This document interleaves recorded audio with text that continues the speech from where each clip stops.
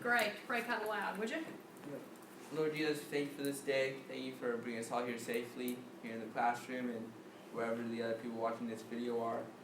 I pray that you would strengthen us, God, to live in this culture as we learn the keys we need to know about living for you in such an ugly culture right now, God. And I pray that you would strengthen us, Jesus, to be defenders of our faith and to bring others with us to you. In your name we pray, amen. Amen. Okay, we have two things we're going to be working with. Maybe today you want to go close that door. I think it's going to be kind of loud back there. We're going to be working with two things today, and one is I want us to go back from last week and look at those articles that you were supposed to get. Do you have your articles? Go ahead and pull those out. Also, while you're doing that, pull out your worldview chart. If you remember now, we have really just this week and next week, and the semester will be finished. So this week we're going to be digging in to how to evaluate the news and understand the worldview dynamics that are going on. We'll talk just a little bit about that video that I asked you to watch. Did you guys get your video watched for this week? Everybody find that? Yeah, Francis Schaeffer video? Good. So we might get to some of that. And then the other thing I asked you to have ready for next week. What's your assignment for next week? It's the last project of this class. 2-page paper. Make sure when you do that paper that you're giving me a good, solid 5-paragraph theme sort of thing. In other words, it's going to have an introduction, it's going to have some points to it, you're going to develop it, what you have really grown in this class. Just to give me a preview of that, if you're going to go around the room right now and name one of the ways that you've grown in this class, everybody just think now, what would be one thing you would say about that? Yes? I learned a lot about how public school is what it is. About what? I've learned a lot about public school and why it is what it is. Why homeschooling is what it is? No, the public school. The public schools and comparing it. Mm-hmm. Are you seeing kind of light bulb go on about why some people's dynamics are where they're at? I'm seeing more, why it's happening. I mean, I already knew it was happening, but I didn't know why it was happening, so now it's easier to see. Now we can kind of dig in and see. Okay, Matt, what's one for you? Which one, what? One of the things you've learned in this class. One of the major things you've learned in this class. I've been able to learn deeper into people's based beliefs and what direction they're coming from. Okay. I talk to them. Yeah, I think it's going to be interesting because next semester what we'll have is we'll have a continuation of this class, and we'll be going deeper into some different topics. And then we're also in our elective hour going to be doing a leadership training class. You're called to be a leader. How do I know that? Because I know that God has called each one of you to be a leader in your home, be a leader in your church, be a leader in your community. And so we're going to be learning leadership principles. And honestly, there's a lot of overlap between our different classes this year, I believe, because when you learn about worldview and you begin to understand where people are coming from, you're going to understand how to have leadership principles to move people in a direction they need to go. Okay? So you're going to get more understanding with that. What else have you say? Identifying the worldviews. And Identifying the worldviews. How to shield yourself from the different things they have to say that's wrong. Okay. Identifying worldviews and shielding, fortifying those areas in our mind so that we don't get tripped up, which is easy to do. It's easy to get to, where you don't really, you almost get sucked in. You don't know why you're starting to shift a belief, and you have to be able to sort through and say, okay, what's going on here in my own mind? Okay, Danae? Like interpreting the news and understanding like the motivation of like media and then even the people in the stories. Okay, interpreting the news and being able to say what's going on here, both in the reporters' minds and in the people who are acting out the stories. Yeah. Just being able to understand that not one person could have a mix of different worldviews, and that could be built through different times in their life, whether it be like their parents and then what they quote discovered for themselves, and how they can kind of combine two different worldviews, and then their viewpoints can be viewed through two worldviews. That's really good. So people can even have worldviews that change over the course of their lifetime, and then they're trying to do some sort of hybrid worldview training, worldview understanding. Yes, what would you say? A much greater understanding of Islam and the Sharia law and that kind of thing. Okay. I really have not heard of that before. Yeah, okay. So if you were going to advise us now into the next semester, which of these worldviews do you feel like it's going to be? Because what we've done is we've laid the survey course this semester. We went through and did kind of comparison. We're going to go deeper next semester, and I think that one of the things we need to go deeper with is we need to go deeper with Islam. I believe we're going to need to have a greater understanding of the dynamics of that, particularly in the world we're living in right now. I'm also going to take us deeper into some of our understanding on postmodernism, because you're going to encounter that quite a bit. We did quite a bit with secular humanism, but those two. The other thing that you'll be doing, and you need to go ahead and get a copy of this book if you don't have it. I brought mine with me. Let's see if I can find it here. It's called, here it is right here. It's called Truth Matters. Confident Faith in a Confusing World. This is going to be your assignment that you'll be working on when we're not meeting over the Christmas break. So you're going to come back to class in January with this book read.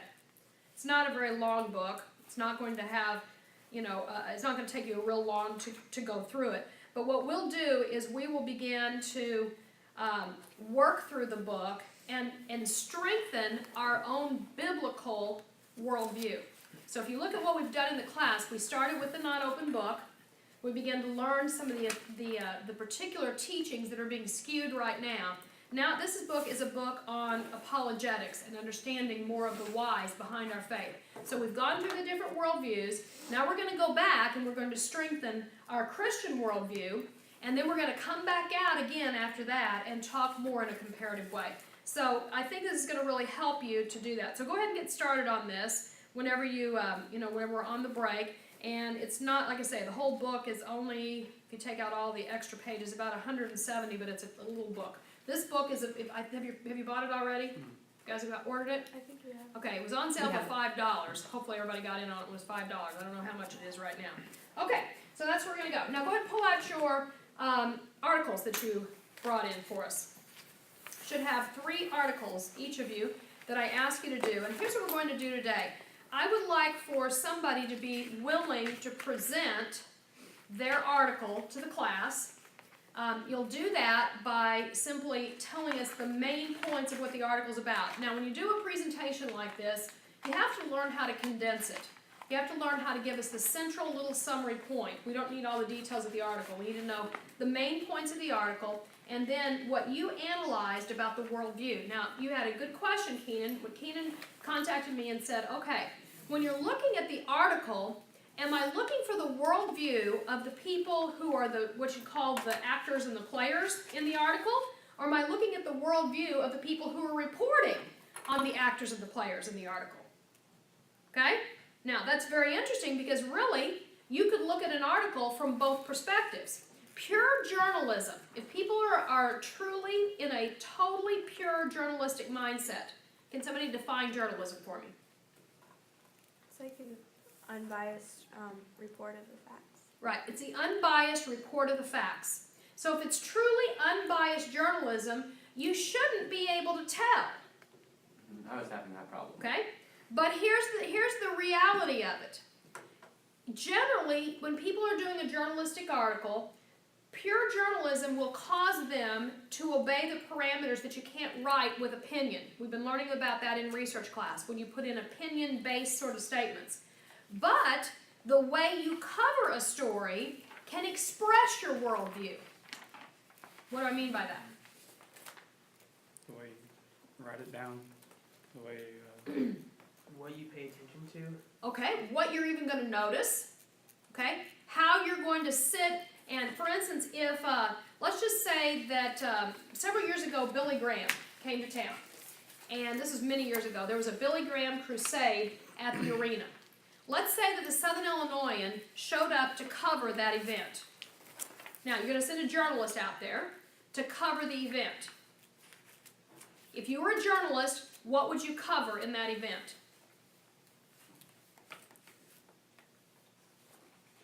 what he Just you can said, kind of guess. What would you cover? What do you think you would cover in that event?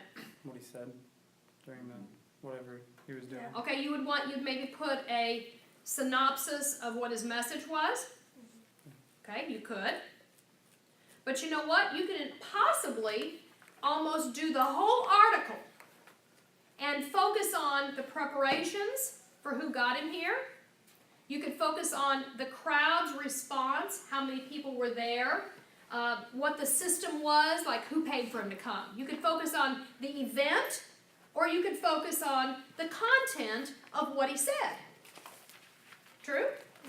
So let's just say that you were a strongly atheistic worldview. Let's say you were a postmodernist, and you used to be a Christian, but now Christian things kind of repulse you. Okay? And you were sent in to cover that because they think that your parents were Christians. All right? So sometimes they give people assignments because they think it'll be a good fit for them. So let's say you come in and you're now a skeptic. And you're even a little bit cynical to the whole process. You can't write in the Southern Illinois and, you know, they got this kind of goofy guy that goes around. I mean, you're not going to make derogatory comments, but can you see how your viewpoint could filter in to the way you chose to highlight certain parts of it and which parts you chose to minimize? That's why it's important for us to read different news services. Because when you read the same event by two different news services, you might even say, were these folks at the same event? Because one guy could take most of his article and be telling the content of the gospel message. And by the time you read it, a person could get saved off of the article in the newspaper because somebody just said. And then he said, and then he asked the people, if you'd like to receive Jesus, to come to the altar. And then people bowed and they prayed, and this is what their prayer was. Okay? Yeah. Now that would be journalism, wouldn't it? Okay, because you're recording what happened there. But the other guy could leave that whole thing out and focus on how many people responded and what the system was and what the parking lot looked like. Now likely somebody's not going to totally leave it out if they really didn't have a heart for the message itself. Instead, they're going to shrink it down and do a summary statement with one brief quote. Okay? And that'll be fine. But can you see how the difference is? So you might not be able to tell somebody's worldview, or you might be able to. But here's what you can do. A lot of times it's very important to do some research on who's giving you the news. See, people could say, well, they're just hired by NBC, they're just hired by ABC, they're just hired by Fox. Who cares what their personal life is? Well, no human being is going to be worldview-less, right? Have we learned that? So if you're looking at who's giving you your news, and you know that they have a particular viewpoint, you can pretty well know that they're going to be viewing the world and giving you the news through their viewpoint, even if they're following the rules of journalism to some degree. So it's helpful to know where the news is coming from, right? Okay, let's go through here now and let's look at who has an article they want to start with. I'll start. You got one? Okay, tell us the scoop. What was going on in this article? It's about a teacher in Arizona. He kept saying that the U.S. military is a greater threat to the United States than ISIS was. Interesting. Did anybody else get that article? Because I've read that article too. Yeah, okay. It's from Fox News, Okay. so although it isn't 100% biased, it's pretty unbiased. It's pretty unbiased because I mean all the sentences are framed in what he did and not what he was trying to do, Okay. not about what his motives were. They didn't have any motives. They just gave the facts. Okay. I put it under secular humanism because I would think that a humanist would want to keep, in the same way that they think, you know, everyone is equal because they worship humans, Mm-hmm. you know, so they don't want humans to be, they don't want a God figure, they want everyone's equal, so and in the same way they want religion's equal. So you would say that the U.S. military is abusive because they're military and we're in foreign lands and whatever, and ISIS is just a religion, and Islam is a religion, and ISIS is just a part of that religion, and they're not as dangerous because they're all equal anyway. Okay, so you saw secular humanism in there. Who has their chart in front of them? I set mine down back there. Let me take a look at that right there because, you know, the other one that I think you probably got they're viewing it from a human point of view. Okay, because what he's saying is, really the military is just as dangerous as ISIS. Now, how many of you could say, boy, that's quite a diagnosis? Were you alarmed by this? No. I mean, I would be alarmed if someone I knew said that, but I'm not alarmed that someone said that. Okay. Who was this man that said it? He was an Arizona teacher. In what kind of school? He says he's a college instructor. He's a college instructor. It doesn't say what he taught though. Okay, so he's a university or college level instructor, and I read the article too. And then I don't remember all the details, but basically that is his view. Okay, I'd say the other possibility besides secular humanism is very much postmodernism. And those are really alike, I think. Right? They're similar. They're similar. Secular humanism was kind of like developed into postmodernism. So we're going to learn some more about that in the next semester. But he has definitely this mindset that you're going to lay them out side by side. They're both kind of doing the same thing, and he thinks that it's a human problem going on here, right? So he certainly did not look at it as any kind of spiritual dynamic going on, right? Yeah. None. He didn't. No, Yes, he none didn't. at all. None at all. Okay. The other thing under politics. The viewpoint in politics and postmodernism is leftism. Okay? Leftism, the left, ideologically, politically, is more inclined, not that everybody who is in the left would agree with his viewpoint, but it is more inclined to get into this egalitarian sort of a thing and to be hostile toward the military, toward our own military. Now, why would that be? They don't want to be controlled. Yeah, the left in and of itself decentralizes the concept of power. And so the military represents power, represents dominance, represents one group of people forcing a will on another. So down in the ideologies of left type thinking, you decrease the emphasis on the military. Now, how do I know that? Well, when I was back in my Not Open book, one of the things I was caught up in was this concept of visualize world peace and decrease the military. So those go hand in hand, because down at the philosophy level, you believe if we could just get everybody together, the world's going to be a good place, because it's humanism. It's got a humanism sort of a viewpoint to it. And you're going to decrease anybody having a dominant view. So in some ways, it's a Marxist-Leninist view too, because you're leveling the playing field to where everybody is going to be, there's not going to be any leadership. So that's why you can look at it. I think the guy probably was a postmodernist with secular humanism underneath him, but he's adopting some ideas from Marxism, communism, kind of a view that everybody's kind of in this together. Yeah? Doesn't communism support larger military though? Well, remember now when we look at communism, communism as a belief system has never worked. Yeah, I know. Pure communism as an ideology would say that you want everybody to kind of be in a co-equal, but we know that communism, when it enacts, has to have a large military because you have to keep everybody in line. So every communist country we've had has had strong control because the state's in control, the state's in control, the state's in control. But socialism, which leads to communism, remember we learned about that? Socialism tries to say, hey, let's just let everybody be free. But what happens, remember we learned that video, can real socialism ever really sustain itself over time? It's going to begin to move toward communism. Now, it may not be immediate, because you can't get everybody to agree, because you've got to have some sort of an order system. See what I'm saying? So that's why when you look at these things, you have to play with these ideas. That's really good. Okay, Matthew, you have one for us? Sure. Okay, what's yours? I think I'll talk about this one on the election. Democrats have two choices now, gridlock or annihilation. And it was talking a lot about whether or not the Democrats can recover from the election, from losing. And it made, this is from New York Magazine, and it made some kind of strange, opinionated, clearly opinionated, paragraphs in here. Here's one I'll read. McConnell's next play is perfect. Okay, now hang on a second. Is this an op-ed piece? A what? Op-ed. O-P-E-D. Did I teach you about that yet? Yeah. What is an op-ed? So when you have Opinionated. you give your audience, you're saying this is opinionated. It's the opinion editor, op-ed. That's a little phrase that you'll see up at the top, which means it's going to give a view. Do you know if this is an op-ed?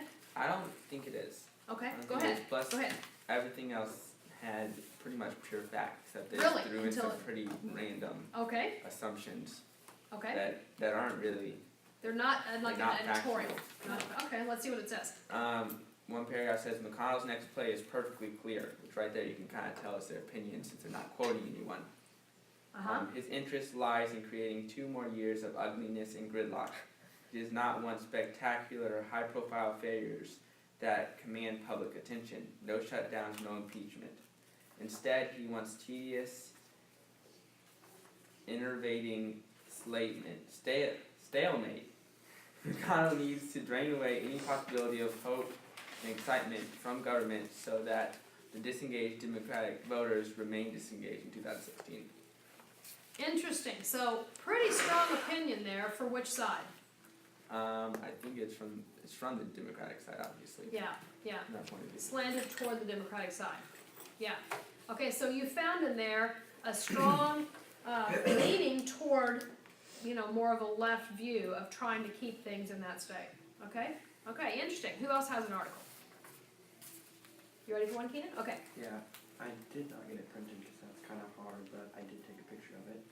So it was an article, it was on Fox about an American jihad, which was really kind of crazy. This is a... Oh, wow. I This read is that a- one this too. is a That one was quote a from scary it. one. Yeah. An American jihad would embrace the correct belief that if every nation on earth were governed by freely elected leaders and by our Constitution, the world would be a far better place. And an American jihad would not only hope for this outcome, but work toward it. Okay, you So- guys get that? Yeah. You found that on Fox? I did, yeah. Okay, I found an That article, was- let's see if I can find it here too, because it was not on Fox, I don't think, where I saw this. Let me Yeah, see if I can it's on find it here. Fox. Charisma, this concept of, that was right, that was talking jihad. I found a similar concern about, just a second, let me pull it up here, Republicans and Sharia. Now, this is interesting because here's what this one said. With the Republican victory, watch for charges of Sharia law. Now, this one said American jihad. Mhm. But he's Trying like, to he's say, trying to start one actually. yes, trying to say that us taking our views as being American would be like Islamic jihad. Is that what The he's saying? spirit of this article, I think, is actually opposite. Okay, tell me.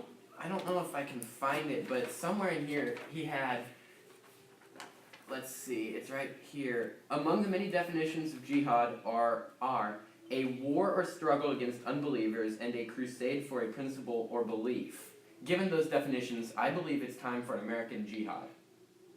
Okay, now, so he's saying we should have a jihad. Yeah, Only a Christian jihad or an American jihad? it's more American really. Okay, so it's got- patriotism. Yeah. Back to the foundations. Who wrote the article?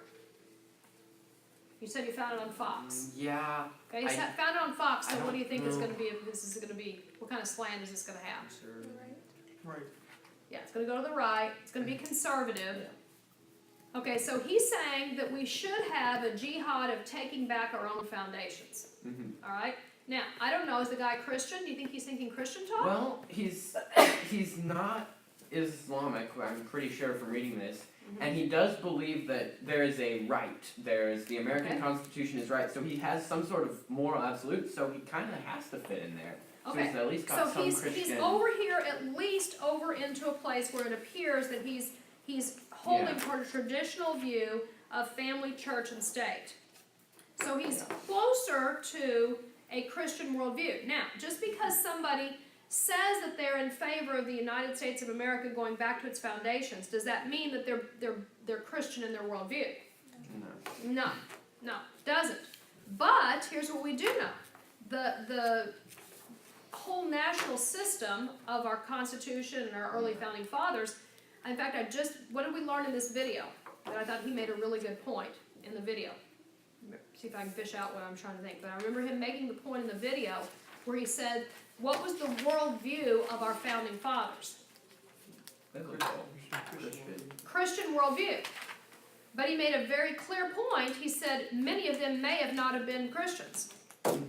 Now, I think to me, when you understand that, there's a whole argument that says that the whole discussion about Thomas Jefferson as to whether he's a believer or not. Have you ever heard this argument? There's a lot of controversy. Were the founding fathers Christian? And in fact, the left, those who are liberal in the United States, and those who are even in the left in Christianity, those who are liberal Christians, have got a lot of articles and books and time that's been spent in the last 10 years particularly trying to prove that the early founding fathers were not authentic Bible-believing Christians.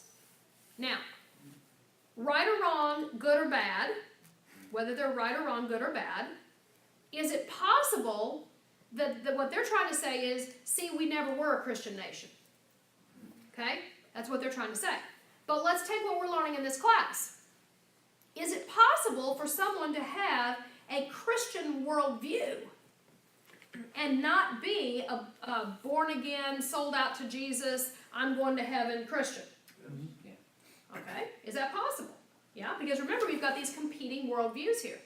So what's interesting is that the whole framing of the Constitution, the Declaration of Independence, the early government system, In God We Trust, all the different branches that we've heard, it really doesn't change the argument, because what they're saying there is if we got back to that foundation, would we be getting back to a Christian worldview?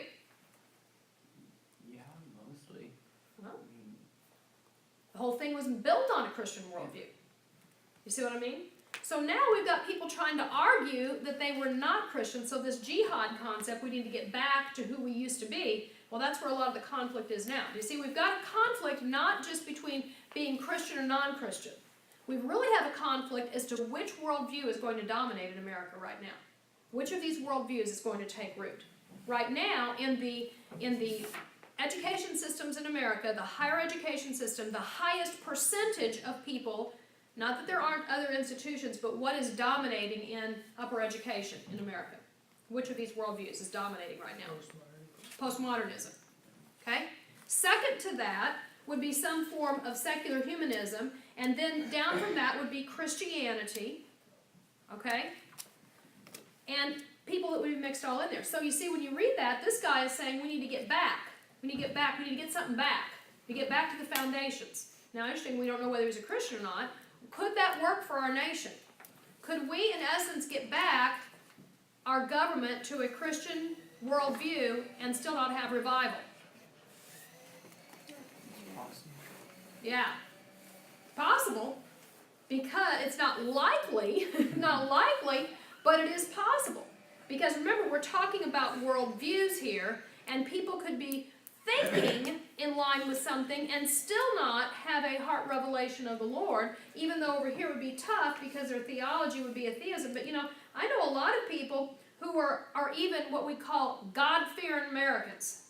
You ever heard that phrase, Susan? People are good, solid, God-fearing, you know, Chevrolet, apple pie, and God, and you know, just the traditional American. Now, we still don't know the state of their soul. Okay, it's really two different things. They even think in line with a biblical worldview more than the other. So really, when we're talking about getting America back, we're really talking about getting America back in two planes. Number one is we are desperate for a reformation. In fact, I was talking to my sister the other day, and I think she made a comment. She said, Lisa, we don't just need another Great Awakening. We're going to have something more like the Protestant Reformation. We're going to have something that's down deep if we're going to see a change down deep. Okay? Just having like some really good services break out in Kansas or something probably isn't going to do it. We're going to have something deep. But the second would be the worldview shift, because you could have people encountering the Lord and Him move in, and there just really be people who are touched by God and they really want to get their life right. But if nobody comes along and helps them to change their worldview, you could have a flash revival even. And still, America would go toward post-humanism, you know, most postmodern sort of thing. Does that make sense? All right, that's a real interesting one. Who else has one? Got one? Well, I was going to say, you were talking about Francis Schaeffer. Yeah, Francis Schaeffer, yeah. Because what he actually said was, I don't think he obviously believed that the American founding fathers were Christians and believers. Mm-hmm. And he might have said that, but the main thing that he said was that humanism is the opposite of the beliefs and bases of our founding fathers. So basically what he was saying was, no matter what they believed, humanism was the opposite of it. Okay, let's go over here and talk about him for a few minutes, and we'll work on that a little bit, and then we're going to come back and get some more articles next week, because you should have another round of these to go, okay? But let's go over and talk about the movie that you watched. Did anybody check out who is Francis Schaeffer? Who's Francis Schaeffer? Like, He what's the started, word? Apologetic. He's like a reformer. Yeah, kind of an interesting guy. You know, he came, and I was just totally out in my open days when this was all going on, so I wasn't watching him talking. But he was a philosopher and teacher, and he had this place called L'Abri. Were you in on that at all in the 1980s? L'Abri over in Switzerland. Heard of it all my life, never really went and checked it out. But the conservative Christian movement in America that really took off in the late 70s and 80s, called what you call, I guess you call it the evangelical church, began to make a response to the shift in the culture. And he was right in the center of all that. So some of his writings and his beliefs, that's why I wanted you to listen to him. Now, I don't know that the guy was right on everything, but his words were very foundational to people beginning to say, we're going to have to wake up politically, we're going to have to wake up philosophically, and we're going to have to wake up in the church. Now, really, those are different places. You know, we've talked a little bit about the issue of the concept of separation of church and state. Can you ever really separate the issue of church and state? No. You say no. How come? Well, like whatever people believe about religion is gonna affect all the other areas of their life. Right. Really, because once you understand the concept of worldview, that would be ridiculous. Because wherever you show up, your worldview is there. So you're asking people to check and separate it out, which is a real problem still in America today. Many people want to separate it artificially. We were talking about that in Sunday school last Sunday, is that some people will say, well, church and politics don't mix. Christianity and politics don't mix. Now, I think what they're trying to say is they're not the same thing. Okay, they're not the same thing. Just because you're a proud American does not mean that all proud Americans are Christians, doesn't mean that all Christians are Americans. That's ridiculous. It's not synonymous. Can you be a devout Christian and live in Kenya? Okay? You're going to be worshiping the same Jesus, okay? So to be Christian and American are not synonymous. But to try to fail to recognize that we founded this country on a Christian or a biblical worldview would also misrepresent the whole origin of our country.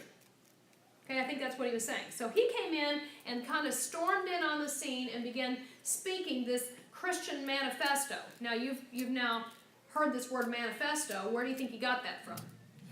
Communist.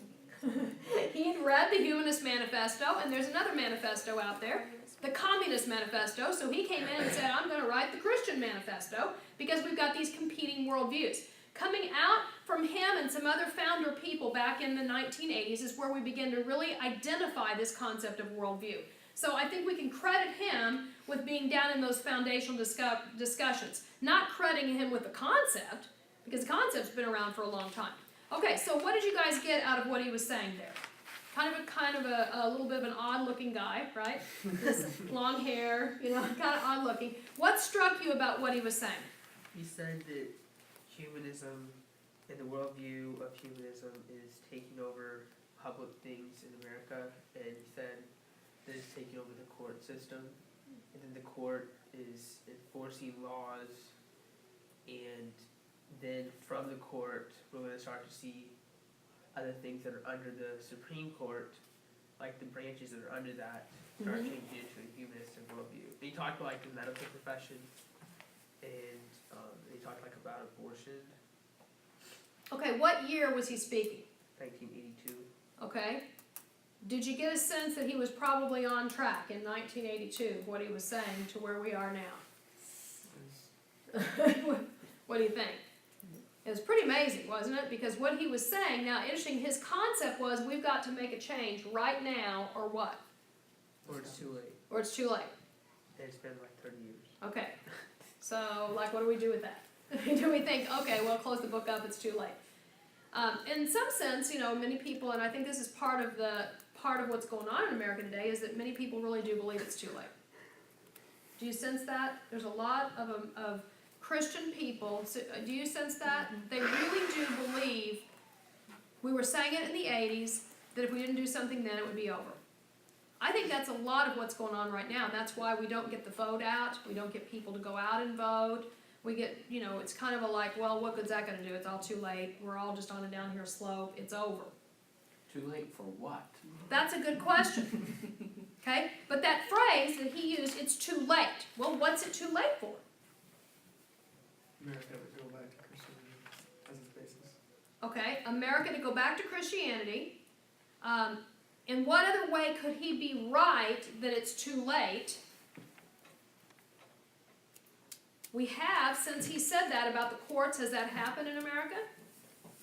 Yeah, the courts have risen in power tremendously. Much of the change in our culture, see when, in fact, we're seeing this played out even right now this week. Anybody been following what's going on with the DOMA law as it relates to state rights for gay marriage? Has anybody caught that? DOMA, Defense of Marriage Act. Are you familiar with the Defense of Marriage Act? What was the Defense of Marriage Act? DOMA. Don't know? It's probably pro. Okay, the go ahead. second Yeah, reading go ahead and policy. write that down. Let's figure that out. Somebody look that up for us for next week. DOMA, the Defense of Marriage Act, came through the Supreme Court as a move to say that marriage is between one man and one woman. But the Defense of Marriage Act was cut. I think the Defense of Marriage Act came through the legislature, didn't it? It passed in Congress.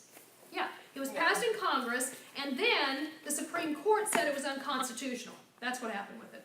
Okay, so let somebody look that up for us and figure out when Defense of Marriage Act. Did you get it? I see. Okay.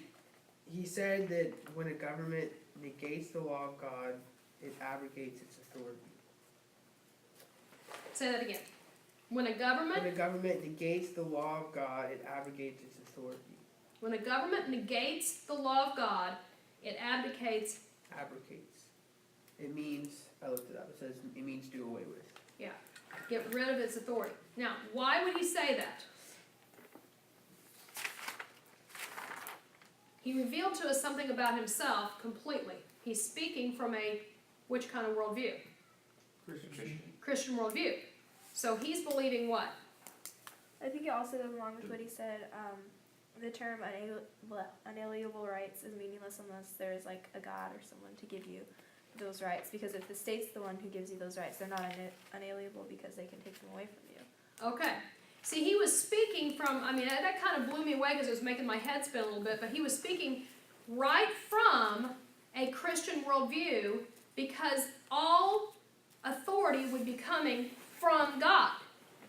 If you're in a Christian worldview, you wouldn't, that's where all truth would be coming and all authority would be coming from God. So the rights would be coming from God and the state would be enforcing what God's rights had been. Does that make sense?